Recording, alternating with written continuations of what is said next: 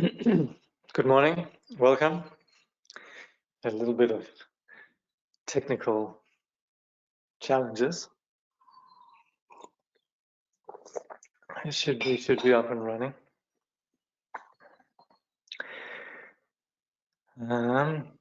What's that? They are asking for a PIN number for audio. Gosh, that I don't know. Try and call the, there's an 800 number. This is the kind of thing that lands in the Department of Tech Support. So you'll have to go to, yeah, I won't be able to attend to that right now, but go to Webinar has a tech support, and hopefully in the mail I send out there is a link to the tech support. Yeah, okay. Well, where is the landscape? I think it's Alberta, Canada. Some lake in beautiful Canada. Yeah. Okay, and somebody can't hear me. Okay. I think that might be a local issue. I think the sound is all right, yeah? Is the sound okay? Sound is good? Sound is okay, good. All right, so I think we'll begin. Okay. So as always, this being a Buddhist study, please generate the enlightened intention, being, how do you say, being aware of the suffering of this world and intending that our study and practice is intended to remedy this situation. So we're presently studying really an essential work. I sometimes think without studying Chögyam Trungpa, I doubt whether modern persons actually would be able to really grasp so many of the difficult concepts that we have in the Buddhist teaching. Of course, some people have an extraordinary karma, but we're fortunate in that Trungpa Rinpoche really taught in a way that for many of us who have been exposed extensively to the modern world and its, you could say, belief systems, and just general cultural practices and the general modern idiom, then really the teaching of Chögyam Trungpa is so helpful. We're presently looking at a topic which is interesting, which is non-theistic energy. And yeah, we'll get to that, because first I want to go over the invoking lineage. And presently we're then invoking the Kaji lineage. Last time we spoke a little bit about Mapa, Mila, and Gambopa. And then today we're invoking Karmapa. The tanka to your left is the third Karmapa, Rangchung Dorje. And in here, Jamgon Kongtrul writes, Karmapa, Lord of the world, think of me. Look upon me from the space which tames all beings everywhere. Help me to realize that all dharmas are insubstantial and illusory. Make appearance in mind, dawn as the three kayas. So the Karmapa was one of the four main students of Gambopa.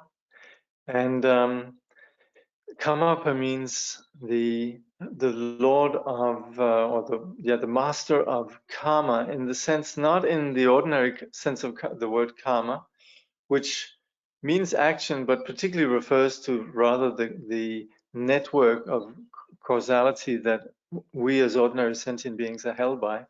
Here, karma means in the sense of activity, enlightened activity. So Karmapa is the one who manifests enlightened activity within this world. And the first Karmapa then, Tusum Chenpa, was the one who then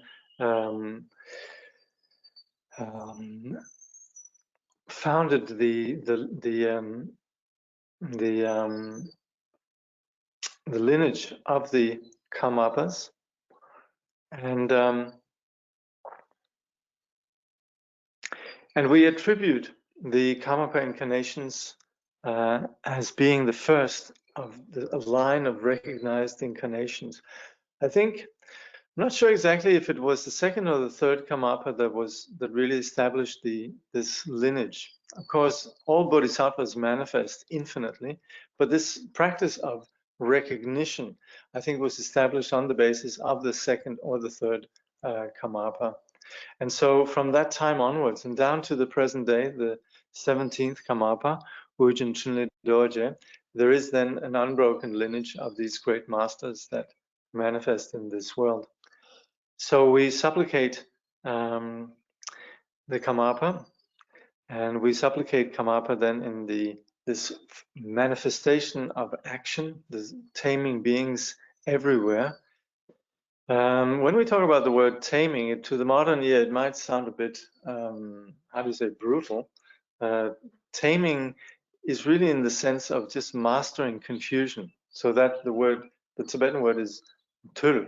Gangla Gangdul means taming beings according to or caring for beings in the way that they need to be cared, whatever is appropriate, whatever works. And in that sense, we can speak about the absolute nature, the absolute space, as having that nature really of naturally emanating compassionately, caring for beings everywhere.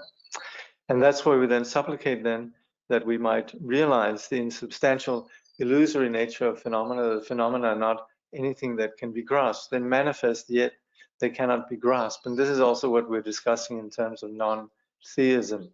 And we make the aspiration that appearance and mind may dawn as the three kayas, meaning that what we experience in terms of our reality, which is a mind, and then also its manifestations, which is what fools us. This natural non-dual display fools us in the ordinary sense, and that's why we as sentient beings, we get caught in our ignorance, and as a result then in what we call the kleshas and the karma that drives samsara. And this is where we then supplicate that, cutting delusion at its root, then this manifestation of the mind may dawn as the Dhammakaya, which is the ground of enlightenment, as well as its manifestation, the Rupakayas of the Sambhoga and the Niyamanakayas. So this is what we supplicate, the Karmapa. And then we supplicate also the Kaju forefathers. And then we supplicate the Kaju lineage of the four great, that says, Kajus of the four great and 8 lesser lineages, think of me. Look upon me from the land of sacred outlook. Help me clear away my confusion in the fourth moment and perfect my experience and realization. And I right away apologize that I can't remember by heart the 4 great and 8 lesser lineages. Of course, I should have actually had that here. But there are some lineages then that originate from the Karmapa. You have what's called the Kamtsang or the Karmakaju, and then you have other great lineages. But some of the lineages which are quite widely spread, for example, the Drigong Kaju and the Trungpa Kaju, they spread very widely, and they're actually part of the 8 lesser lineages. Certainly the Trungpa is, I'm not sure with the Drigong. So as far as other Kaju lineages, you have some very widely known Kaju lineages, such as the Drigong and the Trungpa, but they actually might belong to the lesser lineages. Anyway, these various lineages of the Kaju tradition then spread widely, and head of these we generally view the Karmapa as the head of these, even though each of these greater and lesser lineages, they each have their own particular head.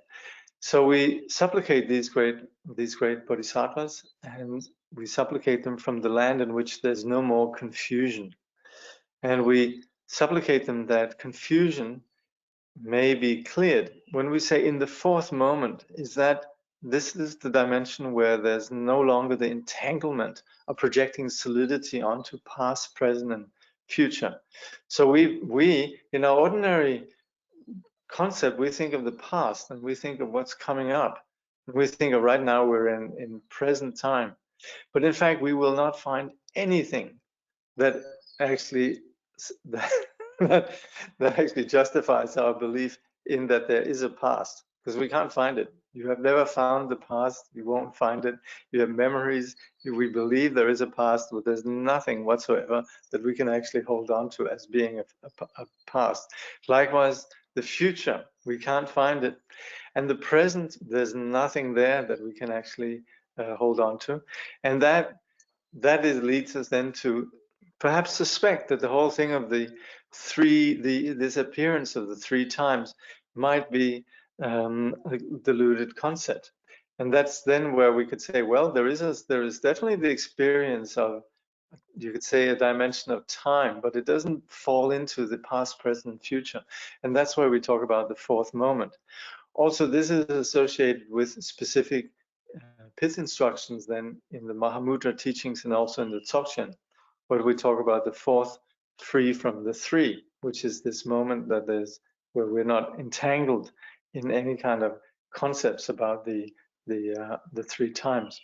So within that dimension of the freshness of the present, then we supplicate that we might perfect experience and realization.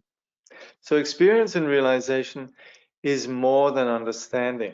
So in philosophy, yes, we might gain some understanding. If we are studying some theory, we might have some understanding. But this is how do you say? This is surpassed and replaced.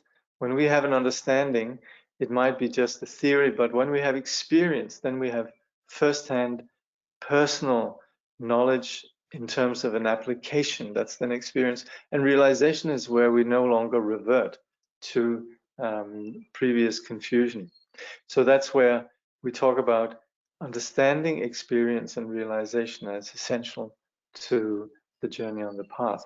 So this is where we supplicate the Kagyu masters that with this this fourth moment, this practice of the fourth moment, we may realize that we may gain full realization. So, see here. I can't get bookmarks to work in my. Apparently, there's an issue with bookmarks for Kindle when you're on a regular computer. So, okay. So we're talking about something that is really, really important in the Buddhist teaching, and that is this, what Trungpa refers to as non-theism. And I'm going to pretty much bank on what Trungpa is talking about is the middle way, that we're not objectifying as absolute anything. And that's where theism can be understood, yes, in terms of the belief in a creator, some external agent, but also it can be understood as the belief in anything that we understand as having some absolute value. And that particularly also applies to, for example, in the modern world, where we apply some belief in absolute value in what is material. And we refer to that as empirical, that something is understood as solidly existing externally, when in fact it can't. And there's nothing in the material world that has anything that we can actually attribute absolute value to. So whether we're talking, and this then has also led to a sort of what we can call materialistic monism, where there's a complete disregard in understanding as in limiting science to what is assumed to be what can be observed and empirical. There's then not a scope and not a method to actually understand what is consciousness. So we have a very limited modern day science that operates within what we call materialist monism. And that's different from when you had, for example, Descartes, who had this dualism where he at least still accommodated some degree of consciousness and soul. Then the modern science, which fails to actually understand that which is intangible and entirely relies upon what can be observed materially, then is stuck with this absolute belief in just what is material. And from that point of view, you then have a nihilistic vision that has no sense of what lies beyond the material, hence the dimension of consciousness, hence also no understanding of consciousness and what it is, what it can manifest. And so in that sense, then we end up with a nihilist view that there's really just what is material. There's no understanding of past lives, future lives, etc. And there's no understanding of that which is beyond just the ordinary scope of the dualistic mind.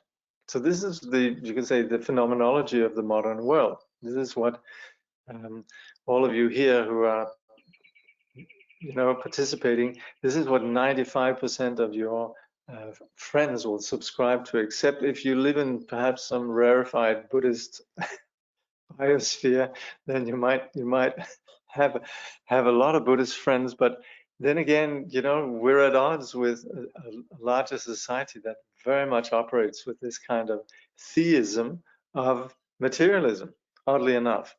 Now, what we're doing in the Buddhist path is freeing ourselves entirely from any kind of dualistic referencing. Subject and object is a deluded construct. And when we free ourselves from that, then reality opens up. When we get stuck on theism, then we diminish reality. We turn it into a smaller reality. So all along here, we're talking about this both in terms of something philosophical, theoretical, but also very much what Trungpa Rinpoche is pointing to here, an intuitive dimension of how we experience this. And this is very much Trungpa Rinpoche's strength, that he's so much in touch with the idiom of modernity that he can actually, he masters a language in which we can sort of feel what is being talked about. So this is then where, so presently Trungpa Rinpoche says, the standard approach to ecumenicism is to try to pretend that theism and non-theism are not different. This we very often have, the sort of embracing all faiths and all, beliefs, the freedom to think whatever you want. But there is difference in how we see things. That's a reality. So Trungpa Rinpoche continues, but this is another theistic attempt to conceal the discomfort or the energy that comes from experiencing duality. We should be aware that differences exist. Then true ecumenicism or continuity can come about because of the differences. So the moment that we're denying the differences, then it's very awkward. The moment that we open up and acknowledge there are differences, then we're actually at ease. And within that space of ease, then there is differences, but also there is a continuity. There's an equal ground for everything. So Trungpa Rinpoche continues, in comparing theism and non-theism, we're discussing different approaches to separateness. In the theistic approach, we know that things are separate, but since we don't like it, we feel we should do something about it. We don't like the separateness, so we try to overcome it to the best of our ability, and that becomes an enormous problem. In the non-theistic approach, we also know that things are separate, therefore things are unified. Things are different, but that is not regarded as a problem. Fire is hot and water is cold, but still they can coexist. Fire can boil water, changing it into steam, and water can kill fire. We should not be embarrassed about the functions of the universe. So again, what Trungpa Rinpoche later refers to as riddle comes up a fair bit. And this is, again, what like Tongsi Khyentse Rinpoche says, if you're going to study Buddhism, you're going to get used to the concept of paradox. And for us, perceiving an apparently solid world, we're being introduced to the fact that it's not as solid as it seems. We can see it's a network of causes and conditions. And we can actually, both in Buddhist science and in, you could say, ordinary physics, we can go down to the smallest particle and see that even there we cannot find anything that is absolute. Everything stands in relationship. Even a particle stands in relationship. And if it didn't stand in relationship, it would be everything. Everything would be one big frozen phenomenon. So in this way, relationship spells out the lack of solidity in any phenomena, and yet we experience solidity. We have solidity, appearance, form, etc., all appearing, and yet there's none of that actually ever falls into being solid, ultimately.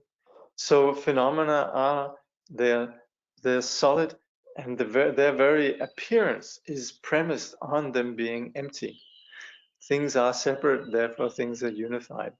A paradox.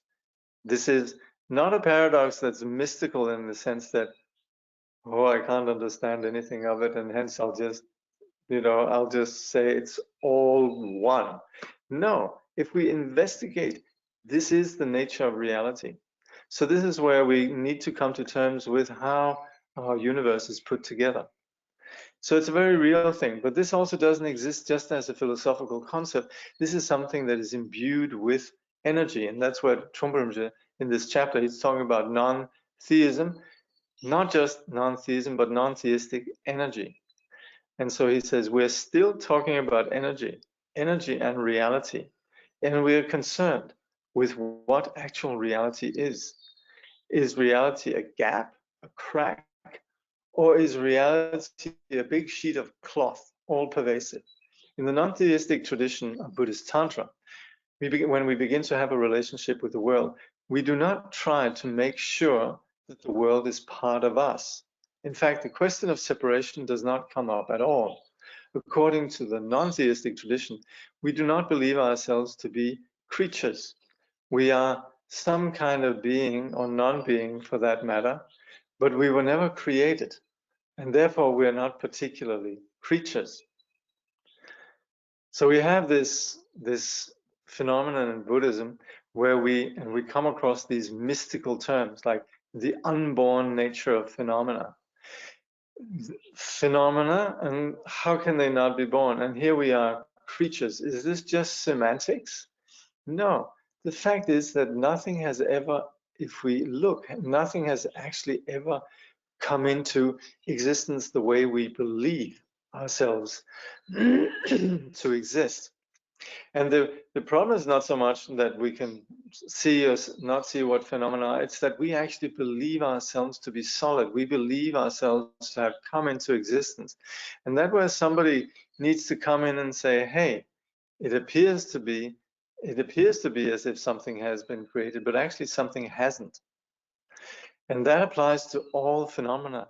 Phenomena appear and yet they do not possess any existence. So we are not even created. We're not creatures as such. So this is where you could say it's a bit cheeky if somebody were to ask you, hey, Genesis, well, how do Buddhists believe everything originated? And then you can actually say, well, actually Buddhists don't believe that anything ever has originated. So from that point of view, that might sound a little bit too, smart aleck, but it's actually the truth that there is actually not a sense that things have actually come into appearances the way we in our confusion label them. So we're not particularly creatures. Trungpa continues, nevertheless, there is a sense of continuity without hysteria, without panic, without any congratulatory remarks or attempts to smooth things out. The world exists and we exist. We and the world are separate from that point of view. But so what? We could regard that separateness, as part of the continuity, rather than trying to deny it. So we're never introducing some new philosophy. We're just opening ourselves up to a greater sense of the nature of our reality, without our attempts to pigeonhole or explain it away. Trungpa says, in the non-theistic approach, there is continuity, openness, and oneness, but in the sense of zeroness rather than oneness. The non-existence of a dualistic barrier does not quite mean that we are one, but that we are zero. Non-theism is the basis for understanding that. Tantra is continuity, so the thread of Tantra runs through our life, from beginning to end. In a sense, the beginning is part of the end. So a complete circle or mandala is formed. The beginning is the beginning of the end, and the end is the beginning of the beginning. That continuity is Tantra. It is the continuous thread of openness that we could experience throughout our lives. So let's just look at where Trungpa says that if we talk about one, we're making a construct. We're beginning to attempt to conceptualize, pigeonhole reality.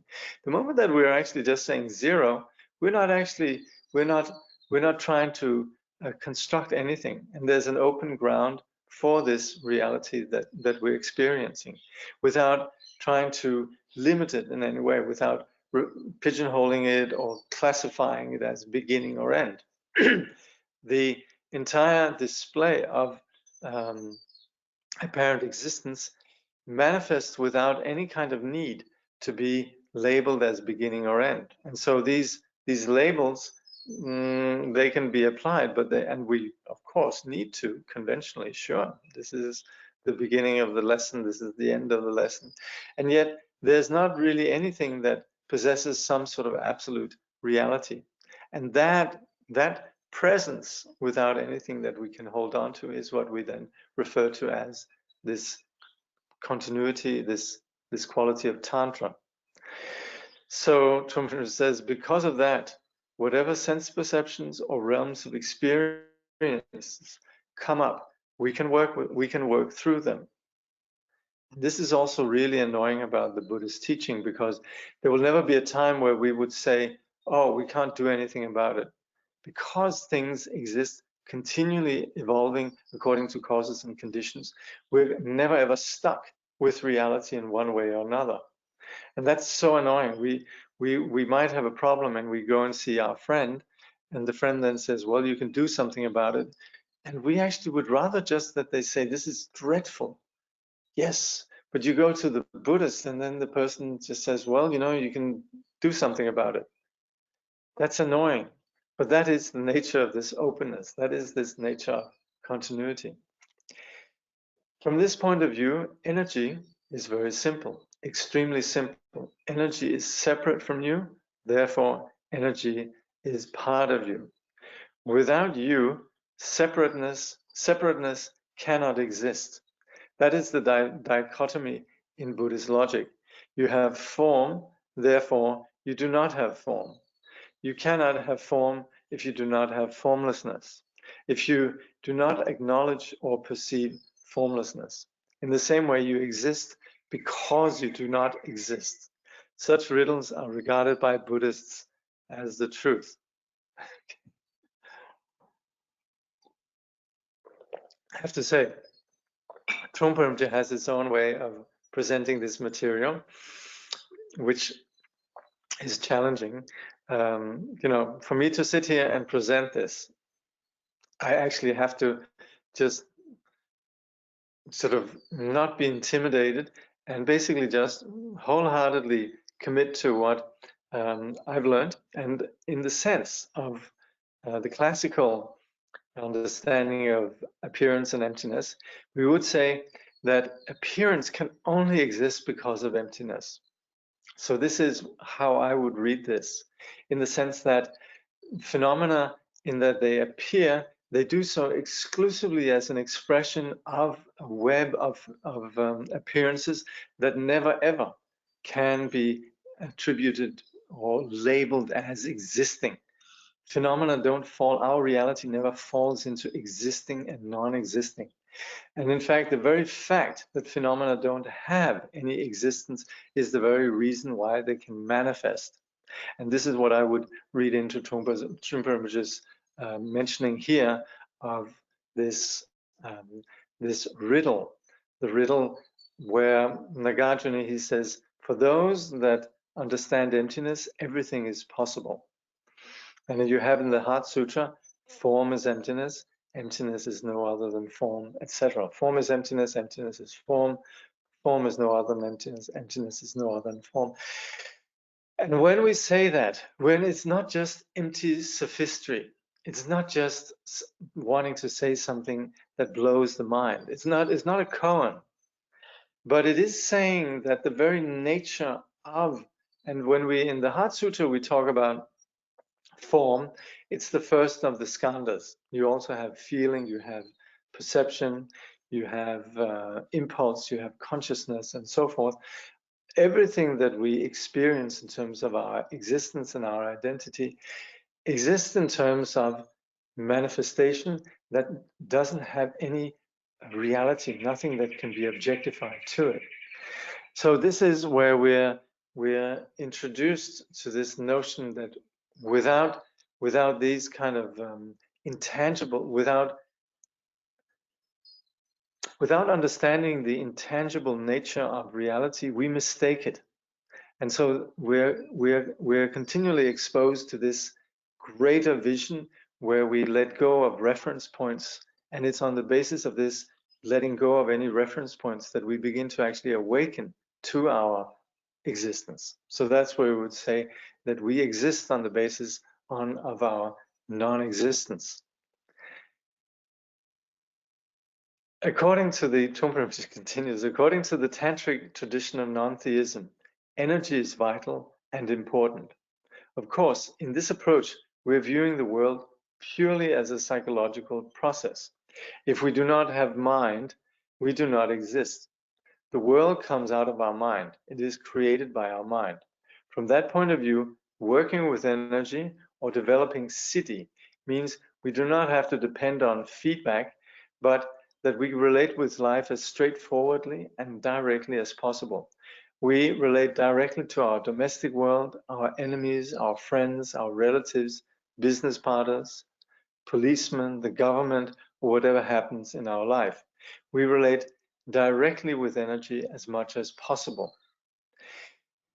And this is where we go into what then, if I may, we could call greater Madhyamika, or the greater middle way, because it's not just that we're assessing objectively that the world is empty, but within this quality of that which cannot be objectified and cannot be solidified, pigeonholed objectively, there is a dimension of appearance. And there's a whole dimension of us experiencing all of this. And this we experience by means of our mind. So that's where, as much as we understand the nature of reality, at the end of the day, we need to continually work with the energy that we create and that with which we interact, and which is essentially is our whole entire vantage point from which we experience everything. Everything that we experience through the mind. Everything is actually the mind. In the what is it again? The foundations of mindfulness, Trungpa says, everything is mind. He actually says, it goes without saying. And I remember reading that. He says, everything is mind. Every little bolt and every little phenomenon in our world comes from the mind. But he says, that goes without saying. And I can sometimes think, well, sometimes it's not that obvious for some of us, Rinpoche, but anyway, this is, at the end of the day, this is the most empirical, this is the most observable, this is the most tangible, in a way, reality that we have. It is our mind. So when we're working with the world, the policeman, the government, the experience of our domestic and you could say political reality, however it plays, is all done on the basis of our mind. Now, what's important, and I was just listening to one of the translators from Padmakara, Woolston Fletcher, speak a little bit about mind only. It's important that when we identify the key role of mind, that we don't fall into solipsism, that we're not saying that there's only mind, I'm alone. We're not denying that there is, we're actually not worried about whether there is only us or there is an external world. That's not really the issue. We're just identifying how whatever we experience is something that is perceived through our mind.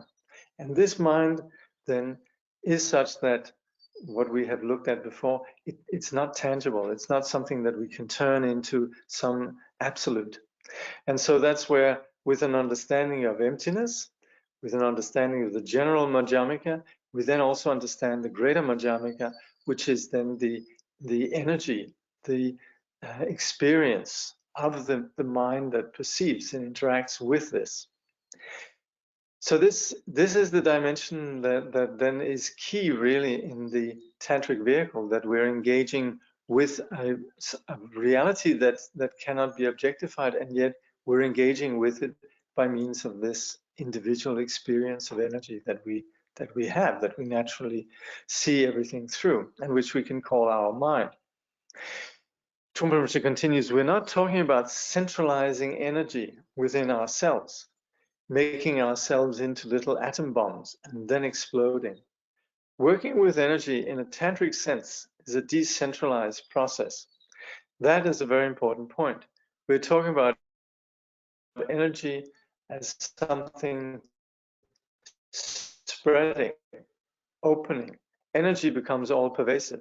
It is all and everywhere. If we centralize energy in ourselves, we're asking for trouble. We will find we become like baby snakes who are vicious and angry, but still very small. Or we may find that we are extremely passionate, horny little baby peacocks. So it's important to remember that in Buddhist Tantra, energy is openness and all pervasiveness. It is constantly expanding. It is decentralized energy, a sense of flood, ocean, outer space, the light of the sun and moon. So as practitioners of the Buddhist path, we are engaged in this vipassana of continually connecting with the truth. So we might be baffled with some of the statements we come across in the Buddhist teaching, but we continually come back to the dimension of experience. So this is where we're not exclusively going to figure this out, understand this in terms of sitting down and pondering, but we're going to figure this out and realizing what is being said here on the basis of our experience in practice. And that is where we become the laboratory. And that's where the statements that we're talking about here in terms of energy and so forth is not going to be something that is about us going into ourselves, but continually relating to the world in an open way, which is not about us. That's where the us being open to the universe, it's the universe which actually will dismantle our confusion. So we're not about us going in and becoming some higher, more developed entity. It's about us connecting with truthfulness, opening up. And this is then where the tantric vehicle is a natural extension. It's an organic extension of the entire Buddhist path. There's never ever a moment that Tantra is doing anything that wouldn't happen organically for anybody that properly connects with reality, who properly practices vipassana, not going into samadhi, not going into themselves, but continually relating with the openness of reality. Then the energy that we're talking about, the purity, the sacred outlook, etc., all of that is an organic process that unfolds regardless of what we might choose to call the path, as long as it's connected to truthfulness. Okay, well, it's about that time. So let's see if there's some questions here.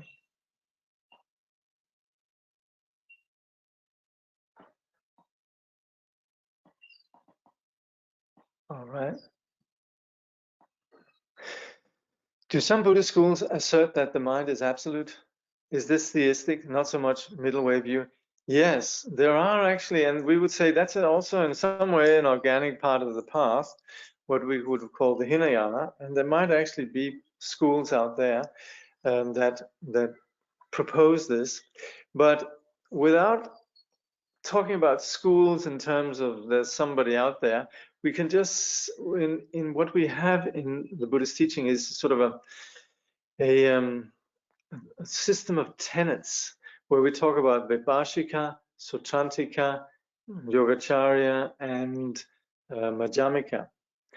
And what we call the Vibhashika and the Sutrantika, they would actually say that phenomena even though they are dependently arisen, they exist on the basis of atoms, indestructible particles, and consciousness exists in terms of subtle moments of subtle moments of consciousness. So there are some schools that actually attribute solidity and absolute reality to phenomena, both in terms of the mind and also in terms of, you could say, what we perceive as the phenomenal world. So this is where then, on the basis of that we then distinguish between what we call Hinayana and Mahayana. Of course, we often also say this in terms of the motivation that drives the practitioner, but in terms of the ontological assessment, then we would say there is some schools that do actually attribute solidity to the mind. Now that yes, is what we would call theism.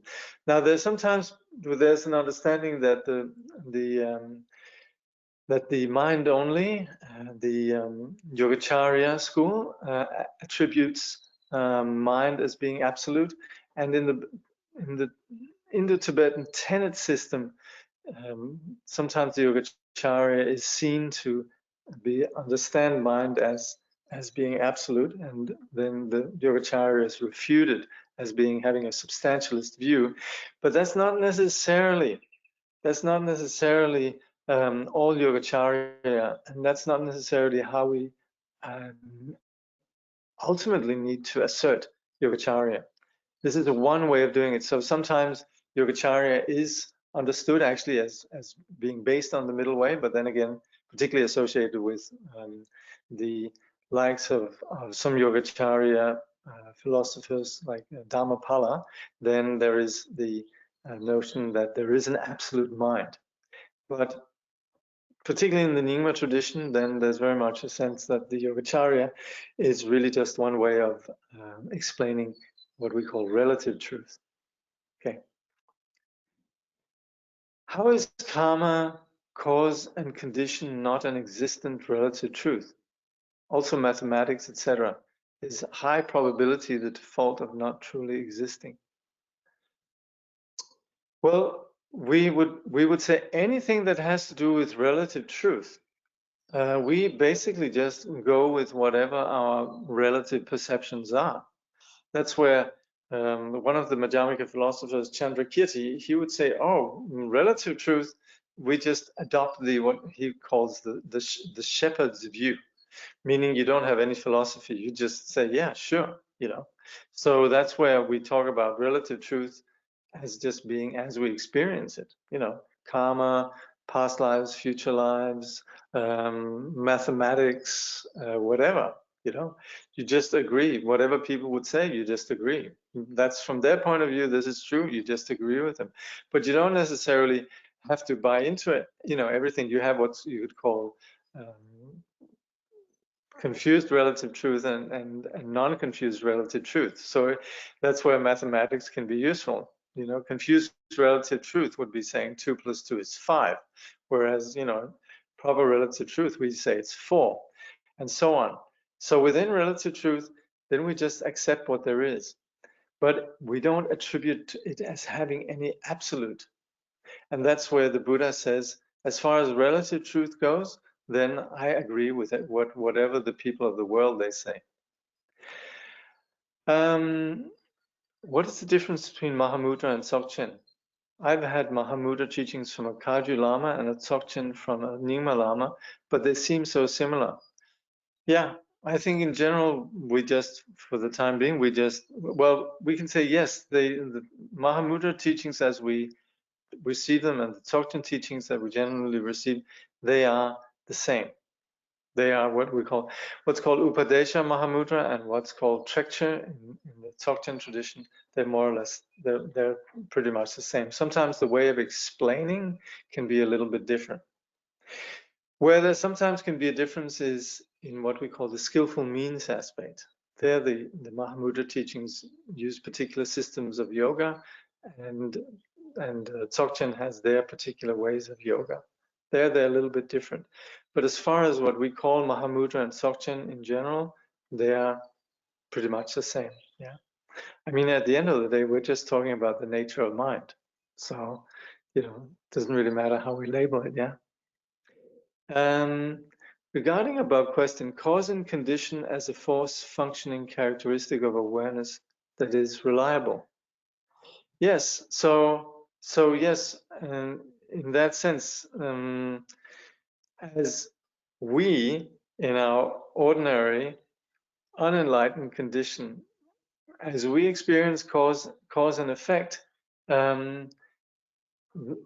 that's something that we need to take into account. So we are subject to cause and effect, cause and condition within relative reality.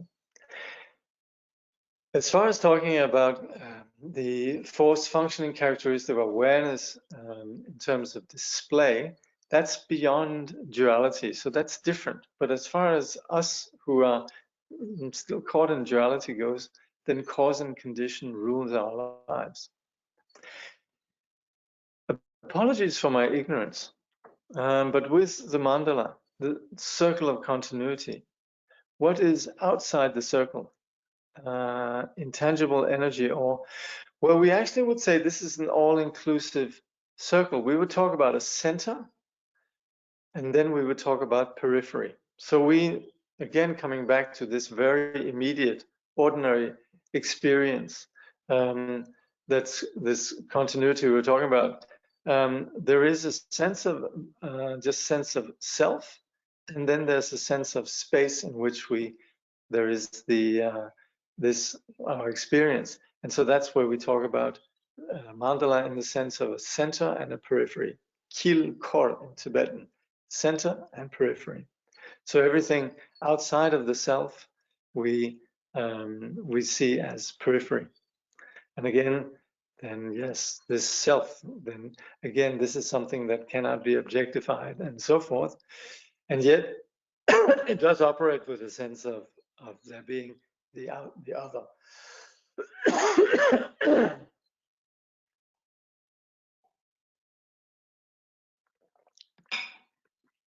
And then there's a comment, wow, this topic is so annoying, but in a good way, I mean, it's so mind-bending for the conditioned, habituated ego mind.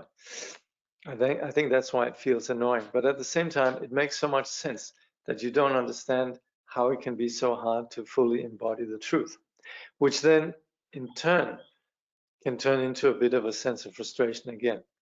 Thank you for such a thorough explanation. Well, I don't know if this is a thorough explanation. What I'm bringing to this is a little bit of background in Madhyamika teaching, because that's where there's this understanding of the unity of appearance and emptiness is understood in terms of what we call the non-abiding middle way. That there's none of the extremes that we ordinarily operate with in terms of thinking existing, non-existing. They're actually exposed for being flaws. And this is where Trungpa Rinpoche, he uses, without going into Madhyamika logic, he's more operating with this language of intuition.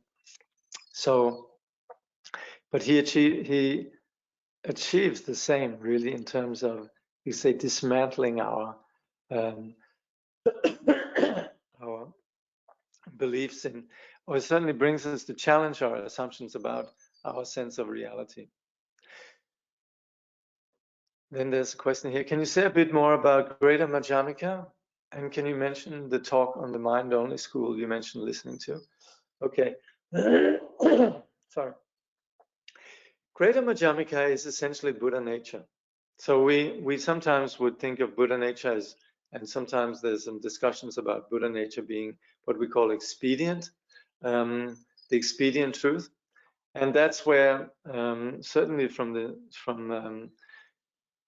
in general, as the middle way was taught in Tibet, we would say the Buddha nature teachings, they're founded on the Prajnaparamita. They're founded on an understanding of emptiness. And from this point of view, this view that sees both the second turning of the wheel on emptiness and the third turning of the wheel on Buddha nature as being not contradictory, as unified, we can talk about that as being the Greater Madhyamika. Yes. Yeah, I was just talking. This was somebody called Woolston Fletcher that was talking about giving a little bit of a presentation of the mind-only school.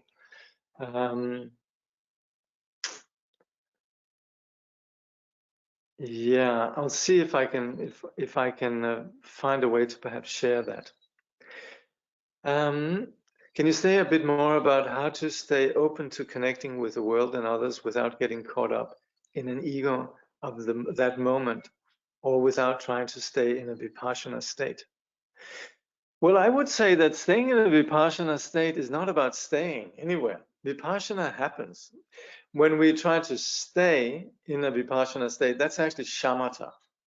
So we could understand shamatha as the means for sustaining insight. But vipassana itself is vipassana by very virtue of not being something that we stay in. Of course, this depends how you've been taught the understanding of vipassana, but certainly within the Mahamudra and the Dzogchen traditions, then the way that we understand shamatha and vipassana is really really understood. The unified practice of that is that the shamatha provides something that we sustain a condition of non-distraction, and within that, then there's a greater openness that we connect with. And this we would call vipassana. But at the end of the day, we could talk about this a lot, but it is really just about the practice of meditation. So this is where we have a question, and it will be answered when we practice meditation. So this is about doing sitting practice, sitting, and of course combining this with whatever sadhana practice we might do, or however we might have been exposed to Mahamudra or Dzogchen teaching. But it is about sitting practice, experiencing. Then there's a question. So then we can understand this as one mandala ultimately. For if we imagine mandalas within mandalas, this is erroneous, right? We need to, basically here, we just need to recognize that when we have samsara, when we have unawareness, then we have the 6 realms. When we are no longer confused, then we see the phenomenal world in terms of mandala. So this is really about whether or not we bring to our understanding of reality this awake condition. So we can do this in terms of having a view that understands the innate purity of the phenomenal world, and also we would combine this with our own experience, our own practice. And what of the tree that falls in a distant forest, of which I am unaware? This then is not relatable, i.e. not in the mandala. Yeah, that is in the mandala. So, but the thing is, it's speculative. And so whether or not the tree is heard or not heard, this is ultimately us that's sitting there doing the wondering about that. So so as far as our experience goes, we're coming back to what we can experience, but we're not falling into some philosophical assumption that when we're not there, then the trees aren't making any sounds when they're falling. And so that's where we're not really falling into neither solipsism or attributing some solid existence to the world out there. So that's where we kind of go beyond these kind of philosophical questions. But we can just we can just go with the shepherd's view, the ordinary view, that yeah, there's a tree falling out there. Why should it not make a sound just because I'm not there? Yeah. So then here, I can't quite see the difference between learning to better relate to reality instead of just react to something like letting go of our neurosis. Meditating will help, I guess. Yes, meditating will help. Now, the problem with this is that we actually suffer. So it's not just that we're doing something spiritual, but we actually, as soon as we begin to react, we begin to suffer. As soon as we actually decide to connect to things and understand the context, then we suffer less, and we're connecting with reality.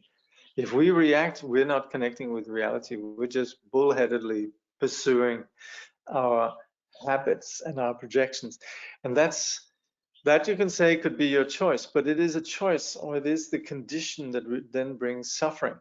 So we're not particularly even, we just need to understand how our reality is, on one hand, brings us suffering, and on the other hand, could set us free. And everywhere in the Buddhist teaching, we would say it's not enough that we just understand things, we need to have experience, and that's where we need to meditate. Meditate, meditate, meditate. So many of the, it's very good that we are asking these questions, and now is the time to ask the questions, but it also should prompt us to really understand the value of meditation practice. What strikes me is that all this refers to common everyday experience, not something special or different from here and now. There is something inside me still hoping for something different and special. Fair enough. Again, meditation. But again, this meditation will bring us to the here and now, and will bring us to appreciate this, you could say, the domestic, ordinary, experience of everyday life. Just that we begin to see it with, you could say, a greater level of sensitivity and a greater appreciation. So that's where, without sort of dangling kind of hopes that things are going to be different, then there certainly is a place where we're less projecting our own habitual aggression or agendas and so forth. So that's again coming back to the previous question. There's the possibility that we could begin to relate to reality without reacting to it. And this is what the sages of the past have done, and this is where we then talk about reality in terms of a sacred reality. Okay. So next time we're going to look at transmission. So this is good. We've established some foundation really for then something can take place, and this understand the chapters that we've had so far really are absolutely brilliant in terms of then presenting the you could say the mingling of minds between student and teacher. So we're looking at that next time. Yeah. Okay. There's one last question. Okay. Sometimes no reaction is also suffering. Oh yes, for sure. Suffer of without good reaction. Is that means we stay no react? We're actually fighting with our ego. Well, regardless of it, whether we're expressing it externally or we're still caught within a dualistic perception of self and other and struggling with that, we're still stuck. And that's where, while of course not reacting externally is, you could say, could be useful, generally is, then it certainly is not the end of the job. And that's where it's not about just not reacting, but it's also about diffusing the whole narrative about our struggle from within. And this is what we do with meditation. But meditation, again, needs to be then informed with the view. And that's where what we're doing presently in terms of beginning to understand the way that phenomena don't really exist the way we think they do. They don't exist, and yet we also can't say they don't exist. Freeing ourselves from wishing to hold on to this sort of extremes or this dichotomy, existing, not existing, real, not real, and so on. Letting go of that. And that's what we do then with the practice of meditation. We begin to open up. And that's where we begin to diffuse the narratives, the dualistic narratives of me and my, issues and so on. So it's externally not reacting, fine, but also The real important work lies in diffusing the narratives of duality, diffusing the kleshas, diffusing the self-centered, toxic attitudes of the mind. So at the end of the day, we need to work with the mind. Okay. Then somebody says, will there be a recording available to review? And I should say there's a surprising amount of people who ask this question. Yes, when you receive the initial email, there is a place, there's a link where you can click to the registration. And there's also a link to where the recordings are kept. So you can find the recordings. Yeah. All right. Okay. Thank you.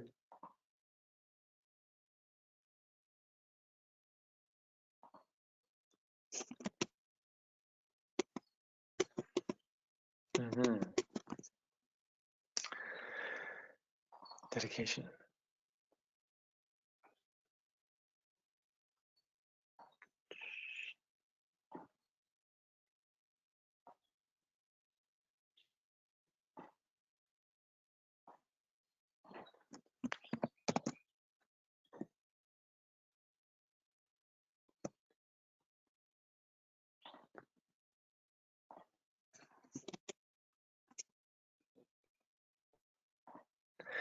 Through this virtue, may all beings throughout existence awaken together without a single being left behind.